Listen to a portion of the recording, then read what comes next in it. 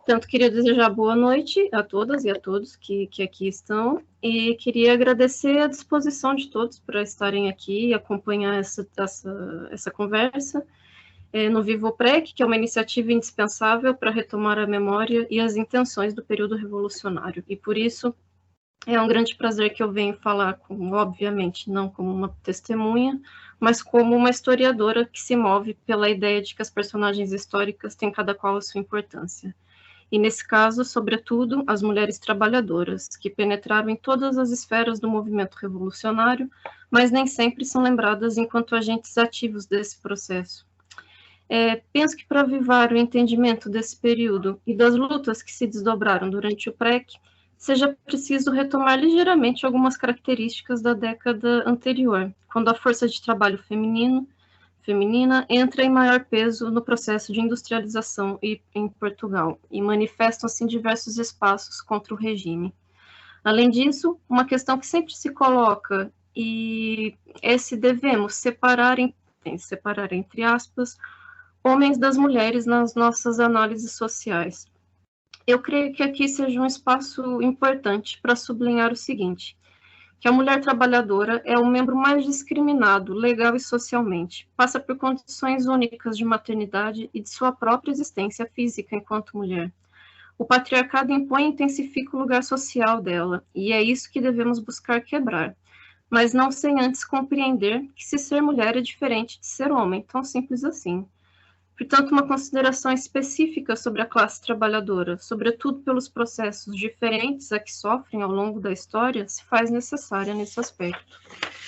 As mulheres eram, em alguma medida ainda são, as que mais sofrem com a situação de precariedade, sobretudo com o peso do cuidado familiar e doméstico.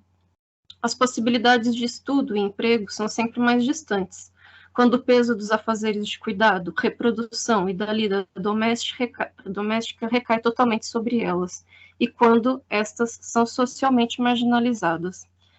Em Portugal, os bairros de lata eram assombrados pela insalubridade, e a falta de saneamento básico eram problemas importantes que aportavam à vida da maioria da população. Uma pesquisa do INE aponta que em 70, 36% da moradia portuguesa, das moradias, não possuíam eletricidade, 53% não possuíam água encanada e alcançavam os 42% na falta de esgoto e saneamento básico. O país ainda apresentava as mais elevadas taxas de analfabetismo e mortalidade infantil, e o menor número de médicos e enfermeiros por habitante quando comparado com a Europa Ocidental. No que toca à educação e ao analfabetismo, o dobro do índice recai sobre as mulheres, 31%. E também vale ressaltar que 18% dos ingressantes no sistema escolar, apenas 18% concluíam os estudos. Estes são, sem dúvida, dados significativos da elitização e da precariedade representada na política fascista. Nos anos 60, a necessidade do trabalho levou milhares de mulheres sem qualificação ao trabalho manual e repetitivo, mal remunerado e, na maior parte das vezes, em condições de extrema precariedade.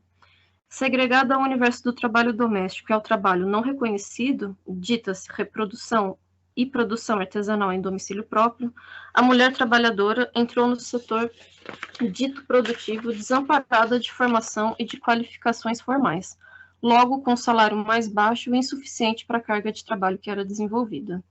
É de se destacar que também na década de 60 e início de 70, a idade inativa para o trabalho diminuiu de 12 para os 10 anos, indícios de uma institucionalização do atraso social em relação ao trabalho infantil e as condições de vida da classe trabalhadora, ou seja, era legalmente considerado um trabalhador acima dos 10 anos de idade.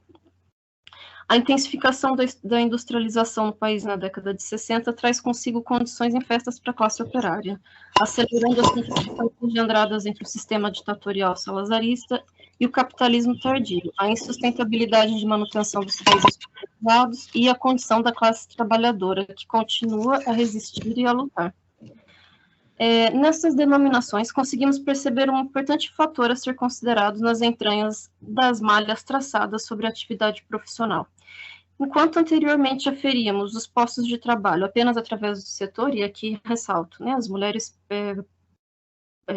estavam, sobretudo, no setor têxtil, das conservas, da cortiça, entre diversos outros, mas o têxtil era, sem dúvida, o maior setor, e depois o setor secundário.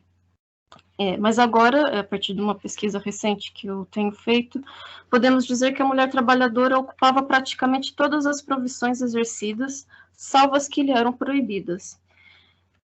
Existem registros de mulheres viajantes caixeiras, a pescadoras, mineradoras, lenhadoras, motoristas, mecânicas reparadoras, trabalhadoras de metais, entre outras profissões que não estão no nosso imaginário e mental do trabalho do que é uma mulher na década de 60. A representatividade em algumas profissões, ainda que simbólica, demonstra uma capacidade sobre as resistências cotidianas, como estratégias de sobrevivência e uma inserção ativa na vida social. Na subjugação histórica do corpo e da presença social das mulheres, a relação de opressão interseccionada entre classes identifica e desencadeia estratégias pensadas por essas mulheres em prol de subverter a ordem e a dinâmica social, ainda que esses atos muitas vezes sejam considerados simbólicos, mas transformam-se em ações cada vez mais efetivas com o ganhar da consciência de classe e do meio que as cercam. 2 exemplos que aqui me parecem representativos e que eu conto para vocês é o exemplo do Colso, em 64. Após o término da ceifa do arroz, dezenas de mulheres ficam sem o trabalho, ao que se juntam para buscar azeitonas nos olivais dos grandes agrários, uma ação que parece comum no meio rural dessa altura. Ação semelhante decorre no ano anterior e são chamadas juntos de seus companheiros por ladrões.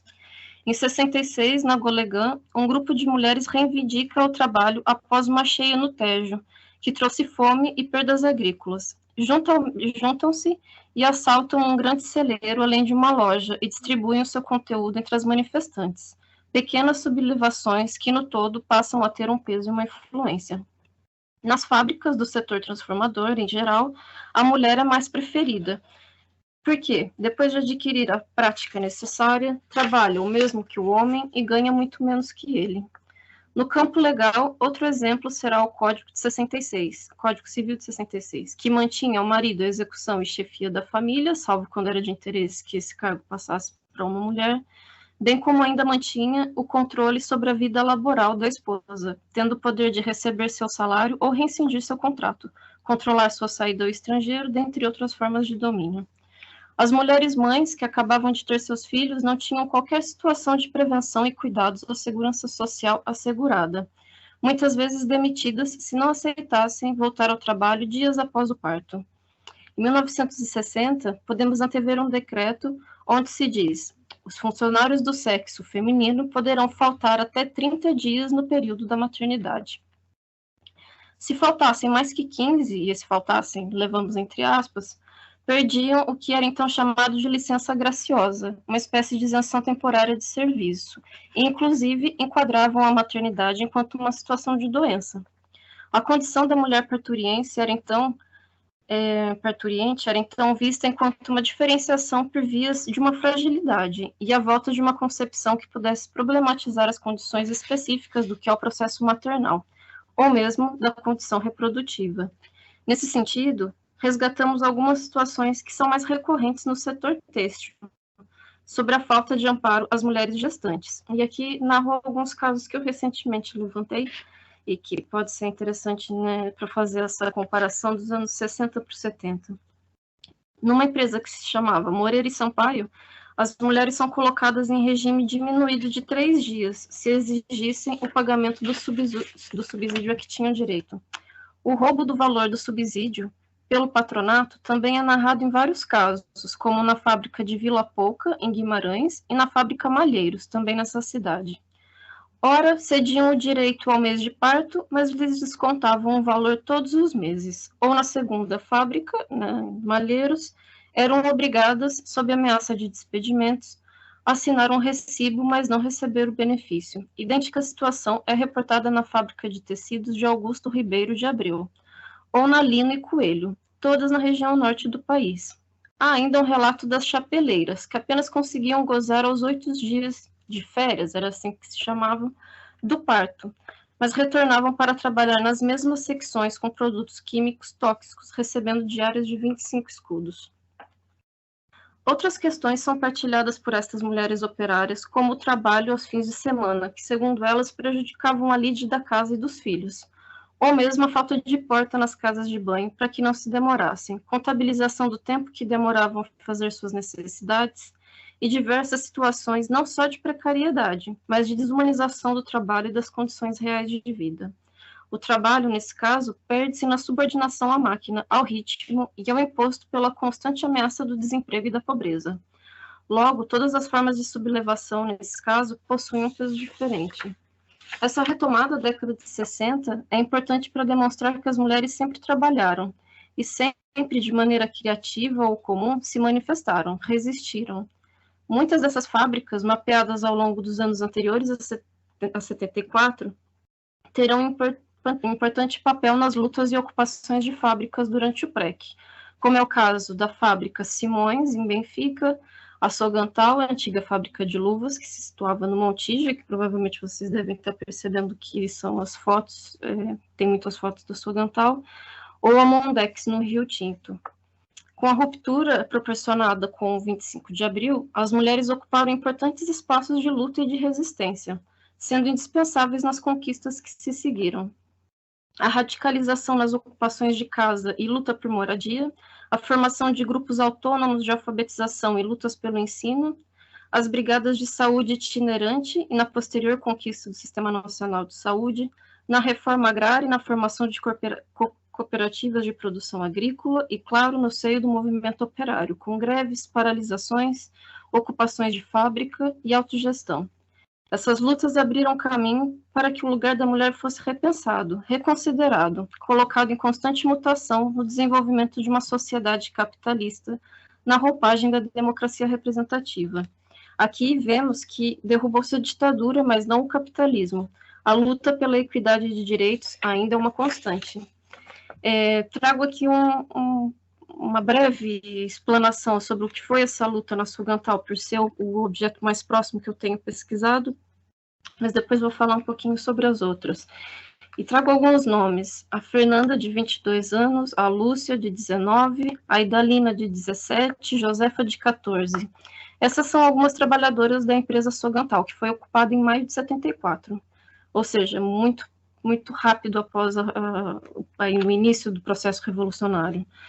Uma empresa que tinha 48 jovens mulheres que romperam com as raízes repressivas dos patrões e resistiram ao fechamento da empresa e à perda de seus postos de trabalho.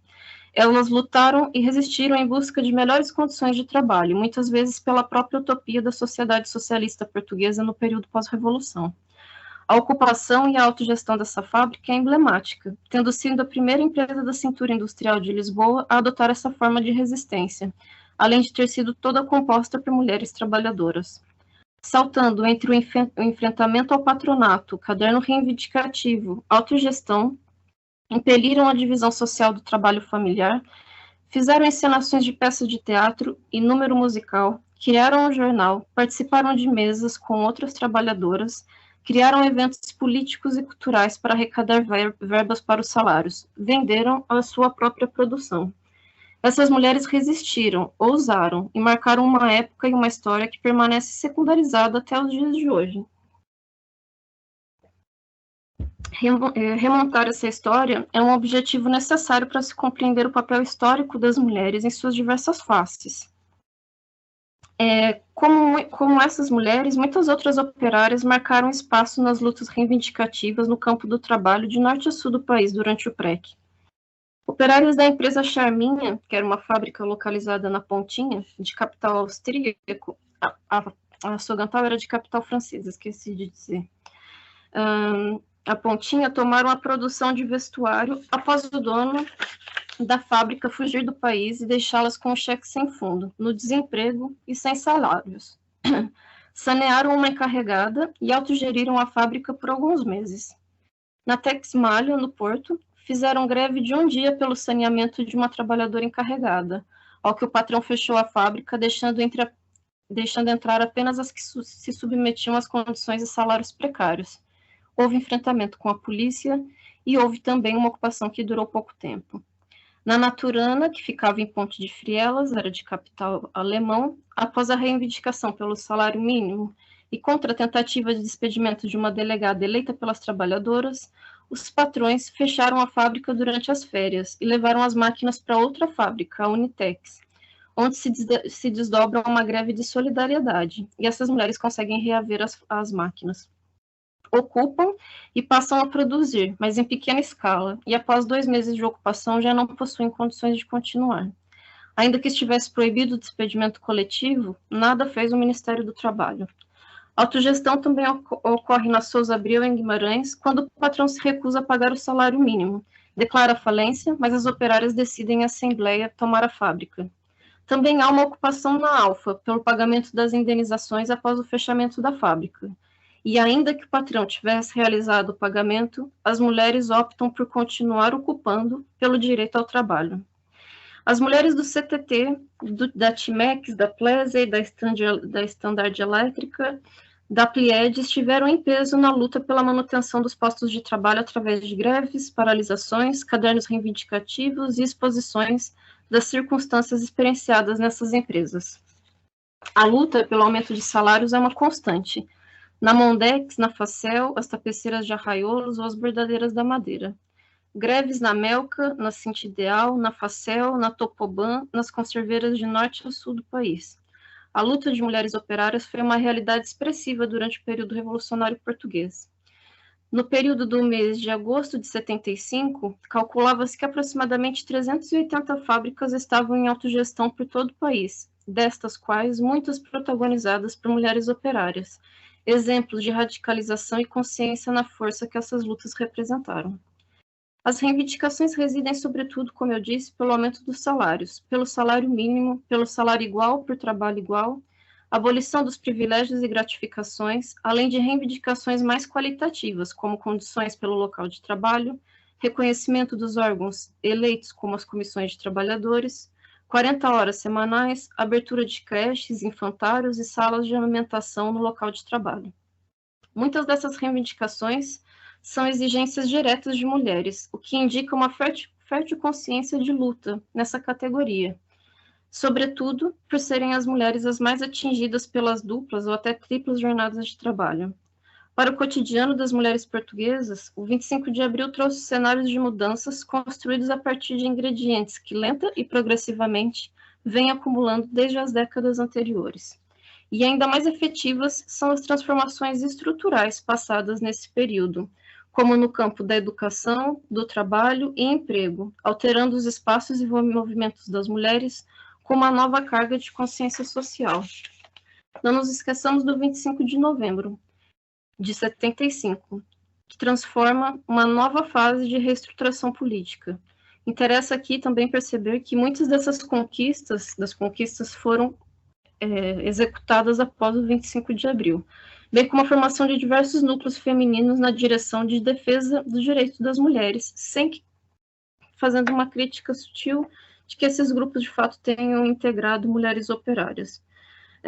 Leis como a obediência ao marido, que podia recorrer à justiça para o retorno da esposa ao lar, por exemplo, ou a necessidade de ter o consentimento para sair do país, caem por terra. Dantes, as mulheres não podiam ser magistradas ou a professora primária não podia se casar sem autorização do Ministério da Educação. As telefonistas e enfermeiras de hospitais civis simplesmente não podiam mesmo. Isso tudo até esse período, e com a Constituição de 76 e o novo Código Civil, muitas mudanças ocorrem no país de forma progressista. Após o 25 de abril, passa-se a ter o sufrágio universal, o direito ao divórcio. Em 76, ainda que com atraso, deixa de ser um direito do marido a abertura de correspondência das esposas, o que parece simples, mas é simbólico dentro da construção disso que estamos comentando.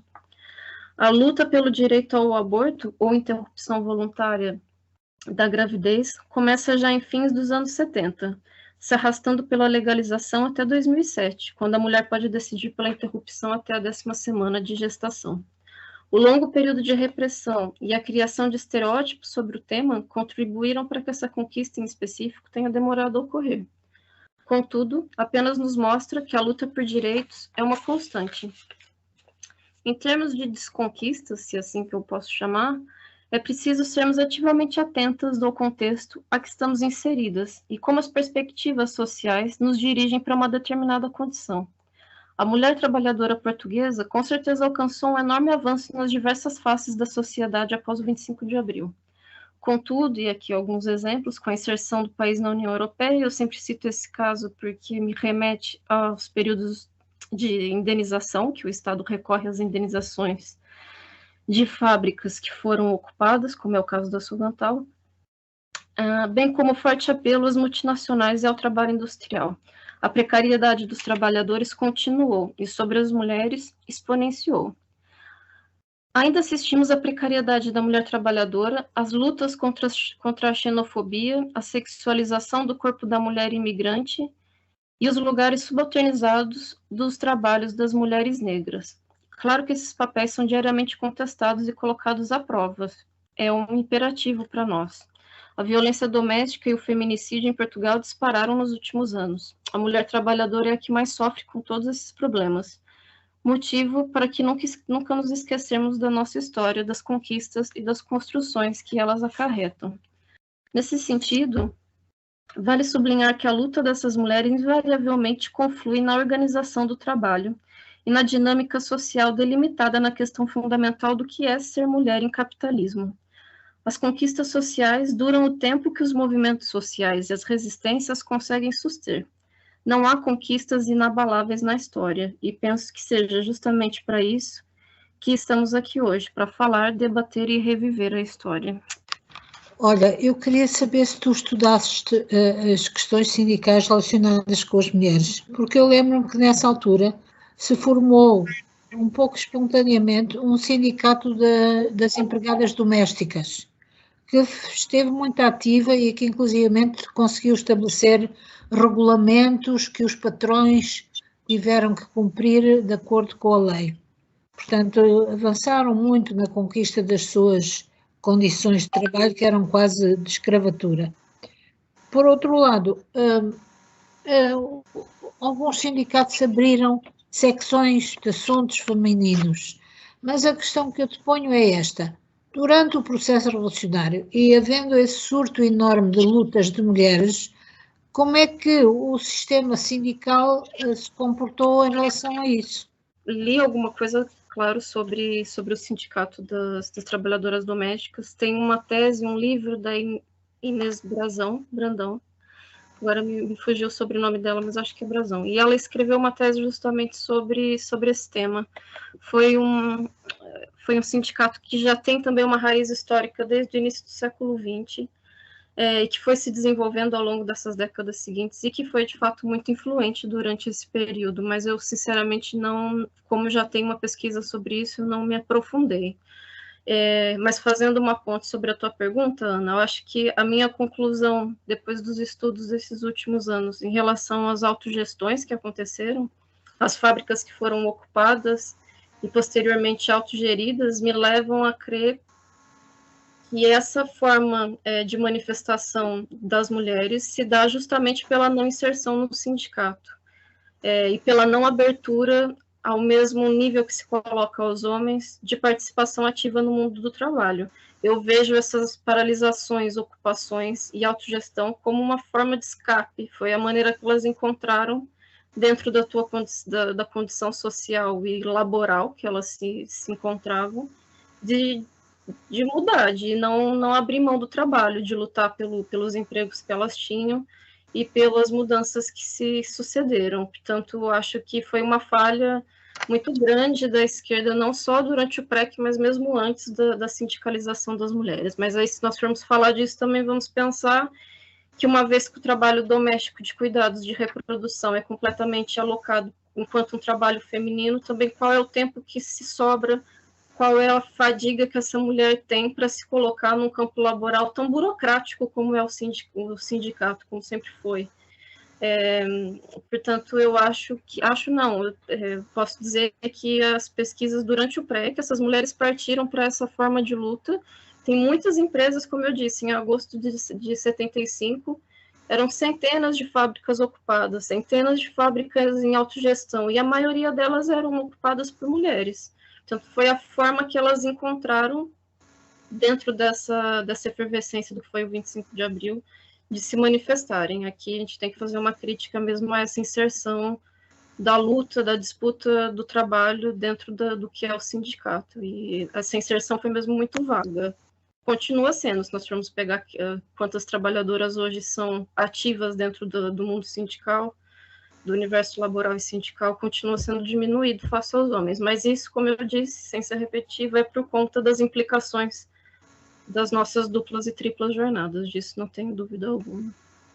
Um dia destes, aqui Vieira esteve aqui e referiu uma coisa que me parece importante e que terás apercebido com certeza ou não ao longo dos teus estudos, que era o caso de mulheres que participavam, no caso concreto, no Sindicato das Bordadeiras, e que sentiam uma forte, eu diria mais que antipatia, mesmo repressão familiar da parte dos companheiros. Isso, notaste alguma coisa acentuada nesses casos concretos que referiste agora? Sim, José, por acaso, eu até comentei quando a Guida veio aqui dar o testemunho, que foi uma das primeiras pessoas que eu tive contato sobre perceber como é que tinha sido a luta, e é um reflexo muito comum nessas fábricas, as principais que eu fui elencando as maneiras de luta que elas tiveram, e que se desdobraram em autogestão. Eu achei que fosse mais interessante trazer esses casos. Esses foram os que eu mais me aprofundei na minha pesquisa desses últimos anos. E elas tiveram uma dificuldade muito grande de inserção, não só no meio sindical, mas dentro da própria relação familiar. Algumas mulheres da Sogantal, e a Ana pode presenciar, acho que um testemunho de uma delas, foi dizer que esse momento foi o mais incrível porque elas puderam ousar, né? Elas puderam sair de casa, elas dormiam na fábrica, elas se organizavam, elas viajavam, mas ao mesmo tempo, quando eu vou pesquisar algumas documentações, alguns relatos já terceiros, que não fui eu que fiz, eu me deparo muito com essa questão da família, e aqui a gente tem que perceber também como é que a família é organizada com o objetivo comum de enquadrar a mulher em um determinado aspecto social da vida e essas implicações dessa implicação do que é ser mulher numa família patriarcal, monogâmica, que ela contém a vida doméstica, isso implicou muitas dificuldades. No caso da Sogantal, como eu comentei antes, elas fizeram venda, a Sogantal, a Charminha, a Naturana, mas a Sogantal em específico, porque elas foram mais longe, elas inclusive fizeram vendas em Espanha, elas realmente saíram do Montijo, essas mulheres eram jovens, trabalhadoras de um trabalho repetitivo, tinham a sua família e elas ousaram mesmo durante esses meses. Elas ficam ocupadas até 76, então foi um processo bem interessante de se analisar. Mas elas comentam que quando iam fazer uma viagem para fazer a venda desses fatos de treino, que ou tinham que mentir para os pais, ou tinham que combinar a ida de um dos esposos junto, porque elas não iam sozinhas. Então, por mais que elas narrem que esse tenha sido o momento mais de exaltação da liberdade e do que elas poderiam fazer, existe aqui, sem dúvida, um contexto de sociabilização dentro do contexto familiar e o que elas podiam ou não fazer. Por mais que elas tenham rompido barreiras, e elas fizeram de fato isso, não tenho dúvidas quanto a isso, mas elas ainda assim sobreviveram com uma condição imposta. Nós hoje, eu falo isso enquanto uma mulher estudante, trabalhadora e relativamente jovem, nós temos todos os dias que ir quebrando as barreiras. Essas barreiras são colocadas na nossa condição social desde que nós nascemos. É a mulher que vai ajudar a mãe, é a mulher que vai se vestir assim ou assado, e essas mulheres contiveram essa mesma relação, tanto que hoje, quando eu busquei relatos delas no Montijo, a maioria continua trabalhando, continua com cargas horárias horríveis de trabalho. Eu e a Ana tentamos falar com uma que dizia, né, Ana, que trabalhava no hospital, que ela não tinha tempo, que ela trabalhava não sei quantas horas por semana, tanto uma pessoa já com alguma idade, uma outra que tem uma pequena loja de costura, que dizia que também não conseguia fazer uma entrevista formal porque ela tinha que cuidar do neto. Portanto, aqui nós continuamos em cadeia com o que é o papel de reprodução, o trabalho reprodutivo da mulher. essa entrevista que a Pamela e eu fizemos com essas mulheres de Sogantal foi muito impressionante, porque elas eram todas muito novas. A mais velha tinha 23 anos, era a encarregada, a mais nova tinha 14 anos. Então uma delas contou-nos agora que a luta da Sogantal transformou completamente a vida delas, porque antes elas não podiam sair de casa à noite, da casa dos pais, as solteiras. Então começaram a ir fazer ocupação durante a noite contra a vontade dos pais. Então sair à noite era assim uma coisa completamente proibida. Depois começaram a usar calças. Isto passou-se há quase 50 anos. Usar calças já se usava, mas era uma ousadia. E aquelas mulheres operárias, jovens, em casa dos pais, numa pequena vila, porque elas eram todas do Samoco, que ainda é mais pequenino que o Montijo, vestirem calças já era um desafio à sociedade. Começaram a fumar, como os homens, que era uma coisa nunca vista. Uma mulher não fuma, não fumava. Começaram a fumar como os homens. Depois juntavam-se à fábrica à noite e cantavam todas juntas. Era um momento de prazer e de alegria que elas não conheciam na vida anterior. E depois, inclusivamente, essas contradições entre elas e a família levou a que, inclusivamente, houve divórcios. Algumas, não sei quantas, divorciaram-se dos maridos que não aceitavam esta nova liberdade que elas assumiam. Então, do ponto de vista da emancipação feminina, estas greves, e particularmente esta da Sogantal, que foi extremamente dura e prolongada, tiveram um efeito duradouro na consciência dos direitos da mulher, e nesse aspecto foi muito exemplar. Oh, Pamela, tu até devias contar aquela cena de quando os gorilas dos franceses, os mercenários, entraram lá com cães para fazer a ocupação. Conta lá como foi isso, a resistência dela. Não, o sindicato não apareceu a ajudá-las. Elas tiveram que pedir ajuda. Sim, eu acho que eu coloquei mal o tempo dos slides. Eu tinha fotografias, não sei se apareceu, delas dormindo juntas na fábrica, delas com pedaços de pau, que foi desse dia, dessa tentativa de retirada das máquinas, mas foi uma cena que se repete depois quando eu fui aprofundar, depois de ter feito esse período das vezes que nós fomos lá ao Montijo, e dessa conversa que é muito profícua entre eu e Ana. Obrigada, Ana, por isso. Eu fui estudar outros casos e depois me deparei também, que eu tenho que depois te contar isso, com o caso que é da Unitex e da Naturama, com que elas também fazem um processo que é até parecido com esse da Sogantal, de tentar proteger as máquinas da fábrica, porque não se ocupa-se com alguma destreza, né? Ocupar é relativamente fácil dentro da lógica comparada depois de se autogerir, que ocupa-se o espaço. Depois entrar em autogestão, elas tinham que ter um processo de produção e de escoamento do que elas produziam, de matéria-prima, é um processo mais complicado. Então, a Sogantal consegue manter isso, e a Unitex também, porque elas conseguiram proteger as máquinas e parte dos materiais que elas tinham para continuar produzindo, mesmo que fosse por um ano no máximo depois.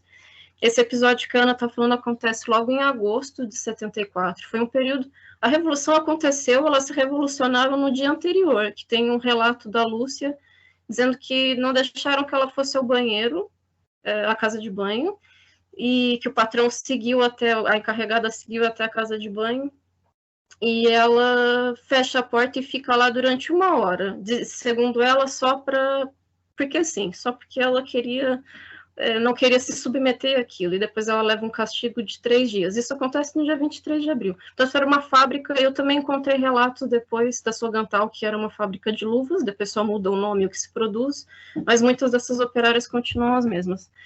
De algumas disputas e de algumas paralisações já no início dos anos 70, portanto, também é interessante ver como que essa foi, de fato, uma abertura, foi um momento de possibilidade, e elas abraçaram como puderam essa luta. Então, o patrão, que era um conglomerado francês, todo o material vinha cortado de França, elas de fato só costuravam. Então, que imagina como era o lucro dessa multinacional, né? Eles tinham o custo de enviar o material cortado para aqui, para elas costurarem, e depois todo o material era de volta exportado para a França. Nada desse material era vendido em Portugal. Nada do que era costurado na Sogantal até 74 era vendido aqui. Portanto, a margem ali do quão barata era essa mão de obra para eles é representativa nesse processo, né, nessa cadeia de produção. E ele organiza, o chefe, que era o dono daqui, que era o proprietário dessa filial daqui, ele organiza um caminhão, era uma espécie, uma carrinha, e ele veio com 12 homens franceses que vieram junto para levar o que fosse possível, fosse material, fosse máquina, e elas são avisadas, elas tinham iniciado um processo de ocupação, ainda estava mesmo ali no início, faziam rotatividade do período da ocupação, e elas foram avisadas que havia um movimento estranho ali na entrada da fábrica. E depois elas se juntam, chamam ali as pessoas que moravam ao redor da fábrica para conseguirem fazer frente a essa retirada das máquinas. E os relatos são mesmo muito interessantes, dizem que elas usaram matracas, que usaram pedras e quebraram parte do que tinha na fábrica para conseguir entrar, e houve mesmo uma disputa física, teve uma luta entre elas e contra esses homens, até que chega o Copcon. Elas depois entraram em contato com o sindicato, com o Ministério do Trabalho, ninguém foi em socorro dessas mulheres na altura, mas elas conseguem impedir que eles levem os materiais e as máquinas. Foi uma cena, né, foi um episódio que deve ter ficado marcado na cabeça delas, e a partir daí elas realmente ocupam e começam a revender os fatos, porque até então havia ali um procedimento de tentar receber as indenizações, de tentar que não se fosse declarado falência, mas essa foi a gota d'água para que elas, de fato, organizassem a produção e passassem a vender aquele material para pagar os salários, e todo o salário era dividido de forma igual, de acordo com as horas que cada uma trabalhava. Portanto, é um processo muito interessante. Eu estou falando da Sogantal porque foi o que eu estudei mais, mas tem os outros casos vão nesse mesmo caminho, tanto que elas, inclusive, trocam informações, participam de mesas redondas entre elas, para trocar ideias de como se fazer, o que não fazer, onde elas deveriam vender. Essa troca de informações e de solidariedade operária também é interessante de observar que existiu e que funcionou durante algum tempo. No seguimento da questão que colocada pelo Jesus, queria ver se nos teus estudos confirmas isto ou não. A percepção que eu tenho é que, portanto, a questão da igualdade salarial foi uma questão que foi intocada pelo 25 de Abril. Portanto, e a questão hoje mantém-se para trabalho igual, as mulheres recebem menos do que os homens. Lembra-me que na altura, por exemplo, isto tem a ver também com o posicionamento da esquerda e como a esquerda também encarava e encara esta questão da igualdade salarial, e naquela altura os sindicatos eram dominados pela esquerda, era as correntes de esquerda eram dominantes no sindicato, e sei, por exemplo, que creio que foi na Nazaré, acho que é Peniche, as operárias conserveiras fizeram uma reunião em que foi lá o delegado sindical da CGTP, da Intersindical, e esta questão da igualdade salarial colocou-se, e o sindicalista lá, o homem dos sindicatos, defendeu de facto que as mulheres deviam receber menos do que os homens, e excepcionalmente a coisa acabou mal, que ele levou um enxerto de batatada das mulheres e ficou assim um bocado maltratado. Mas também sei que, por exemplo, tentou-se organizar um sindicato dos operários do proletariado agrícola da região do Douro, e sei que as pessoas que tentaram organizar esse sindicato colocaram essa questão da igualdade salarial e depararam com uma forte resistência dos trabalhadores que andavam lá nas vindimas do Douro, que não aceitavam que as mulheres recebessem o mesmo salário que elas. E também sei, isso até está publicado no site do Vivoprec, numa luta dos trabalhadores alentejanos que ocuparam uma herdade, apresentaram um caderno reivindicativo, e lá nas exigências que eles exigiam aumentos de salário, mas na tabela que eles que eles especificavam quanto é que queriam, os homens para o mesmo trabalho recebiam mais dinheiro que as mulheres. Isso era um padrão recorrente na altura, confirmas isto? Sim, sem dúvida, confirmo de todo, porque eu andei pesquisando nesses últimos dias, tabelando lutas e o que se passou no setor agrícola, sobretudo nos anos 60, e é gritante mesmo, os homens recebiam literalmente o dobro para fazer exatamente o mesmo trabalho em muitos casos. Existiram alguns casos de reivindicação de trabalho igual, salário igual, em Alpiarça, porque foi ali também teve um nicho de luta e de resistência de algumas reivindicações que em algum momento foram apoiadas, mas depois esses apoios eram contraditórios pelo sindicato, pelo próprio pessoal do PCP. Essa reivindicação pelas mulheres, ela sempre existiu nessas últimas décadas, ela sempre foi colocada e sempre que possível foi reivindicada, inclusive em próprios jornais clandestinos que circularam nessa altura e que onde elas tiveram espaço para falar sobre isso. Mas essa diferença salarial permaneceu, elas não tiveram espaço para isso. Eu acho que isso também se dá ao atraso social e econômico que Portugal vivia, como é que a mulher sempre foi considerada, enxergada como ela pode roubar o meu trabalho, ao invés de pensar que ela está ao teu lado enquanto trabalhadora. E aqui, com certeza, o trabalho de reprodução e de cuidados acaba sendo um fator de subalternização da mulher. Eu até falei aqui, achei interessante trazer esses dados, e eu tenho trechos do próprio jornal, de jornais clandestinos dos anos 60, que reivindicam direito ao parto, ao período das parturientes e tudo, só que, ao mesmo tempo, consideram isso enquanto que a mulher é mais frágil, a mulher tem um período de doença, dizem mesmo isso com essas palavras, durante a maternidade, ou seja, essa pessoa, essa mulher, esse ser humano não pode ser equivalente ao meu trabalho. Essa sempre foi a posição que se manteve, E agora me lembrei de uma ocorrência que não é exatamente o que o Antônio perguntou, mas eu acho que eu também já falei sobre isso com a Ana, acho que até já escrevemos sobre isso. Na Charminha, houve uma questão de diferença salarial entre as operárias, ou seja, elas ocupam a fábrica, começam a autogestão, mas mantêm os setores do setor administrativo, elas mantêm um nível de superioridade dentro da fábrica ocupada, o que é muito curioso, porque elas de fato não tinham ideia, nunca tinham participado dentro de uma organização laboral que as fizessem problematizar esse tipo de relação. É o que eu estou dizendo, tem a infantilidade, né, a falta de informação, falta de participação num sindicato ou num partido político que colocasse a mulher enquanto uma trabalhadora. Essas mulheres continuaram separando, elas produziam, elas vendiam, e quando faziam a separação do salário, quem recebia mais eram as administradoras, eram mulheres. E depois ainda houve um caso delas roubarem o dinheiro do caixa e saírem, quando viram que aquilo não ia mais dar para nada, porque não havia mais material para se fabricar.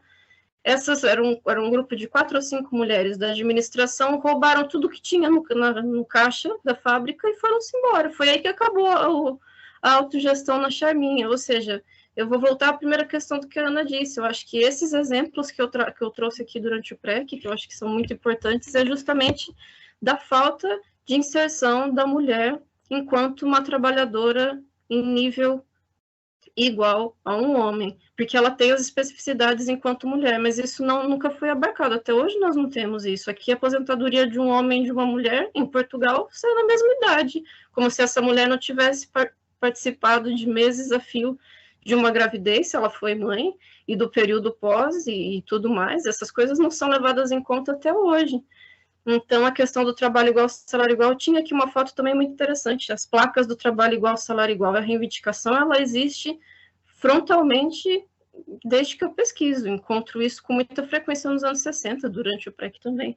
Mas foi uma pauta que levou muito tempo para de fato, ser implementada. Inclusive, no Código Civil de 66, prevê-se que exista salário igual para trabalho igual. É institucionalizado que isso deveria ser implementado pelas empresas, mas isso nunca aconteceu. Pamela tocou no ponto principal, que é que, como as mulheres interiorizaram essa inferioridade, muitas vezes elas próprias aceitavam que o trabalho delas valia menos que o dos homens, porque elas chegavam mais cansadas ao trabalho, porque já tinham feito o trabalho delas em casa, porque elas faltavam mais por causa de questões de maternidade e coisas domésticas do que os homens, porque elas tinham menos força, porque eles tinham mais escolaridade, enfim, havia fatores objetivos de desigualdade entre os sexos que as fazia interiorizar aquilo que ocorria na sociedade de que as mulheres valem menos que os homens. Como o sindicato e os partidos não fizeram nada, ou pouco fizeram, para contrariar essa ideia dominante, acabaram por, o movimento das mulheres acabou por não saber lidar com esta desigualdade e não lutar por ela. Mas isto não se pode tomar de uma forma radical a 100%, porque logo após as primeiras decisões legislativas sobre o salário mínimo, sobre as condições de moradia, sobre as ocupações, sobre a cesta básica, havia uma cesta básica que era distribuída todos os meses, e sobre os direitos das mulheres, ficou legislado, pouca gente agora fala disso, mas é um facto, ficou legislado que a reforma para os homens seria aos 55 anos. Antigamente não havia limite mínimo, nem mínimo nem máximo para a reforma. E a reforma para as mulheres seria aos 50 anos, justamente tendo em conta todo esse trabalho não pago, gratuito, que a mulher executa ao longo da vida, de assegurar a manutenção da casa, a procriação, a maternidade, o parto, os cuidados com as crianças e com os velhos, os doentes, os acamados, etc., tudo isso entrava como uma carga suplementar que a sociedade reconhecia na mulher e que fazia prever que ela devia reformar-se mais cedo. Aliás, noutras legislações essa desigualdade existe, desigualdade positiva, discriminação positiva. E isso durou até bastante tempo. Depois do fim do PREC, durante muitos anos, os partidos não deram atenção a isso, até que começaram a encurtar o tempo de diferença de reforma das mulheres e dos homens. E quando foi do consulado Cavaco Silva, eu isto não lhe perdoo nunca, ele veio dizer, por uma questão de igualdade, as mulheres agora devem reformar-se ao mesmo tempo que os homens. Quer dizer, querem igualdade, então tomem lá, reformem-se mais tarde do que aquilo que está previsto pela lei. E a lei foi substituída, tornando equiparada a reforma entre homens e mulheres.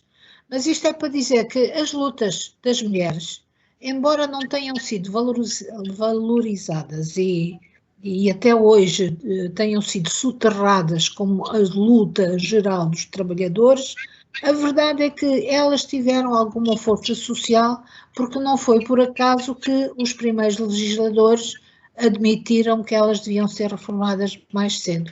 Uma fala nas conversas para tu responderes. Diz assim, não me funciona o microfone. Gostava de saber se a luta dessas mulheres ficou na memória coletiva como exemplo e inspiração para a luta. Não ficaram numa memória coletiva que seja relevante enquanto uma construção social do que nós temos enquanto representação da mulher trabalhadora. Isso não está E eu demorei para perceber isso, eu admito, porque, pronto, eu sou brasileira, né, fiz a minha graduação e meu mestrado no Brasil, e sempre estudei Portugal contemporâneo, e sempre me deparei com umas questões que me intrigavam muito, porque apesar do Brasil ser um país explorado e, portanto, mais atrasado nesse sentido, com todas as explorações históricas que sofreu, nós temos uma disputa no bom sentido, uma disputa entre essa ideia da equidade entre homens e mulheres que me parece ser pelo menos mais descarada, mais aberta, mais frontal do que eu sinto aqui. Inclusive, no Brasil, a mulher se aposenta mais cedo. Foi uma disputa enorme que aconteceu nos anos 80 por conta do trabalho reprodutivo. Então, quando cheguei aqui, a Ana foi a minha estrela brilhosa, né, até hoje, porque ninguém fala, ou quem fala são vocês que se dispõem a trazer o testemunho e a memória de quem viveu o PREC, mas isso não é um tema, é um não tema. Na academia, nós temos diversos trabalhos, ou nós temos diversos eventos, conferências, encontros e simpósios sobre a mulher durante o Estado Novo, mas de que mulher esses espaços de fala tratam? Da mulher escritora, da mulher literária, da mulher profissionalizada, da professora, da enfermeira, dessas que tinham ensino superior de contabilidade que roubaram as operárias da Charminha, são dessas que a historiografia e que a sociedade trata de se lembrar. Não estou dizendo que não tem o seu espaço, antes pelo contrário, tem muito, mas não é equiparada a atenção que se dá à luta da mulher trabalhadora. E eu demorei um bocado para perceber isso quando cheguei aqui e fui abrindo mares para tentar descobrir onde encontrar, o que tinha acontecido. Essas lutas não são lembradas na memória coletiva. E eu, quando me coloco ainda em discussões de comentários que eu vejo por aí, é sempre de pessoas que viveram o PREC, que hoje se consideram de esquerda, continuam, e foi por isso que eu também insisti em falar isso no início aqui da minha exposição, continuam afirmando, isso é uma posição quase que conservadora, de dizer que a gente não deve separar a ideia ou a dinâmica de como nós pensamos a classe operária entre homens e mulheres, sem levar em consideração exatamente o que os aproxima e o que os separa. E essa ideia, que é muito arraigada ainda no PCP, que me desculpem aqui quem esteja ouvindo e que seja crítico a isso, estou aberta a falar sobre isso, sobre essa percepção de que a classe operária é homogênea, e ela tem que ser tratada enquanto um bloco frontal, se nós dividirmos, e aqui não está sendo dividido, conseguir pensar quais são as especificidades dentro desse grupo. E eu acho que essa intenção, essa ideia, continua separando a concepção de qual foi o papel histórico das mulheres durante o PREC. As mulheres durante o PREC são lembradas, nós temos, se cada um aqui falar um nome de uma mulher que vem à cabeça durante o PREC, ou ela vai ser uma médica, ou ela vai ser uma artista, ou ela vai ser uma escritora. Aposto com vocês. Ou no máximo uma que é muito próxima a nós, que foi alguém que entrou depois para o MDM, para o UMAR, sem críticas, é o que nos vem à mente, o que também às vezes o que vem à mim, porque nós não temos esse nome de referência. Eu inclusive vou deixar aqui a provocação de que o Vivo PREC tem que trazer uma mulher operária que não se sindicalizou, uma mulher operária que foi trabalhar na fábrica, no supermercado, que está hoje aqui trabalhando precarizada. Nós não temos um nome, nós não temos uma referência. Portanto, você responde, Gema, mas isso não está na memória coletiva. Posso estar equivocado, mas eu diria que não. Olha, a Gema coloca outra pergunta. O PREC estuda-se no ensino secundário? Pronto, eu também tenho uma boa perspectiva para falar sobre isso, porque eu tenho feito um mestrado em ensino de história e estou em sala de aula, comecei a dar aulas no ensino secundário e no terceiro ciclo, e eu vou fazer agora um estágio e gostaria de trabalhar o 25 de abril, de uma forma diferente, porque tenho visto os manuais e o 25 de abril é vendido para os alunos, é dado para os alunos de uma maneira muito quase que heróica, quase que indiscutível e quase um formato pronto, como se fosse uma sequência absoluta, a transição, porque também usam esse termo que eu não gosto nada, que é a transição de uma ditadura para uma revolução, como se fosse algo transitório e comum e natural de se acontecer, para um período de uma democracia representativa. Portanto, os manuais que eu tenho estudado para fazer esse período do estágio têm me remetido isso. Eu, pronto, então, vamos lá, né? Deixa eu lá dar a cara a tapa e tentar fazer isso de uma maneira diferente. E o que eu escutei de algumas professoras dessa escola foi de que elas, às vezes, não conseguem chegar ao tema do 25 de abril. porque é o último tema, ou melhor, depois ainda tem a inserção na União Europeia. Mas como são os últimos 2 temas do 9º ano, é o 9º ano do 3º ciclo, depois a gente revê isso com um pouco mais de profundidade no secundário, mas onde se introduz, e onde se deveria instigar mais um aluno do 3º ciclo é no 9º ano, e eu preciso trocar ainda algumas figurinhas aí com os colegas desse mestrado para saber se eles conseguem, ou se os professores conseguem chegar. Mas fica um tema secundarizado, como se fosse algo a se dar em uma aula, porque tem que se fechar o semestre. E aqui também tem que se levar em conta como é que o ensino, até onde o ensino, como nós temos hoje, é útil, e como é que um professor consegue lidar com essa separação do que é mais importante ou não. E, por incrível que pareça, esse tema não parece ser, assim, o mais importante na ideia de um professor de ensino secundário e do 3º ciclo, e que ninguém me bata por isso, mas é a verdade que eu tenho assistido, pelo menos. Eu queria dizer que os professores são o resultado do meio de onde vêm, e acontece que os manuais escolares estão feitos de tal maneira que não só não falam do PREC, como não falam do 25 de Abril como fenómeno, o fenómeno que ele foi, e falam nessa perspectiva.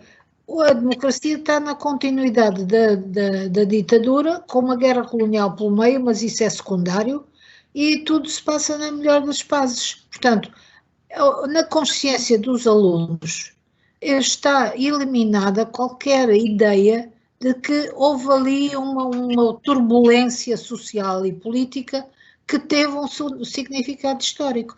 Aliás, se vocês forem perguntar a um jovem de 18 ou 19 anos quem foi o Otelo Saraiva de Carvalho, ou quem foi o Costa Gomes, ou quem foi o general Spínola, ele não sabe, não faz a mínima ideia. Não faz a mínima ideia porque nunca ninguém lhe falou dessas pessoas e desse período histórico. E isto não é inocente. Aliás, a constituição este nosso grupo Viva o PREC é um bocado reação a esse apagamento de um dos momentos mais altos da luta de classes em Portugal em toda a história portuguesa. Complementando o que a Ana está dizendo, nós na escola aqui, em qualquer lugar do mundo, acho que é uma das poucas coisas que de fato nós podemos dizer que é globalizado, que é o modelo da escola, é um que ensina para o outro que escuta, é o receptor e o que está propondo. Esse modelo professor-aluno sentado pensa se vocês pensarem numa escola aqui ou em qualquer outro país, vocês vão mentalizar esse modelo. E esse modelo ensina-nos a pensar desde muito novos em caixas. Eu sei o que é a química aqui num quadradinho, depois sei aqui o que é a matemática dentro de outro quadrado, como se nós aprendêssemos do mundo fracionado. Depois um aluno com 17, 18 anos sai da escola e ele não observa o universo que está ao seu redor em caixinhas, ele tem que conseguir juntar essas questões todas, e nós, enquanto professores, não conseguimos, por conta de diversos fatores que não interessam aqui, mas é muito difícil conseguir fazer com que o ensino seja de fato útil e não só um fato dado. Mas acho que esse esforço deveria ser levado mais em conta para professores de história que se importam muitas vezes em dar conteúdos que estão muito mais distantes da realidade desses alunos do que algo que influencia diretamente na vivência e na reprodução social desses alunos hoje, que é uma pena.